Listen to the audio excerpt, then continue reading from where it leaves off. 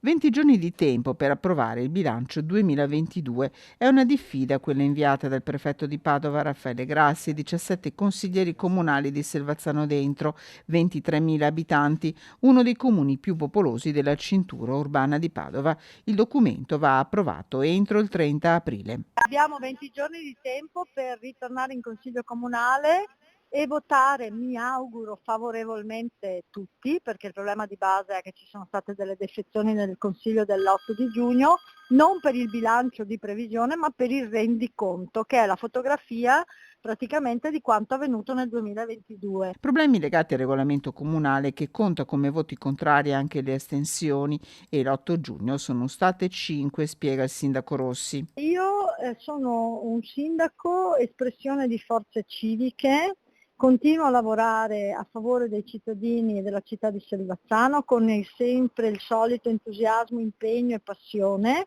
Ho come la sensazione che ci siano dei giochetti, Selvazzano va alle elezioni l'anno prossimo, per cui insomma si è probabilmente aperta prima del tempo la campagna elettorale. Se entro i primi di luglio, scadenza dei 20 giorni, il bilancio non sarà approvato, il comune sarà commissariato. Già da adesso alcuni lavori, come quelli di manutenzione delle scuole o l'animazione prevista per l'estate, sono fermi, spiega il primo cittadino. Io veramente faccio un appello, se è possibile, al buon senso e all'amore che tutti diciamo di avere per la nostra città, che veramente questo rendiconto venga votato e che partano tutti i lavori che abbiamo in mente di fare.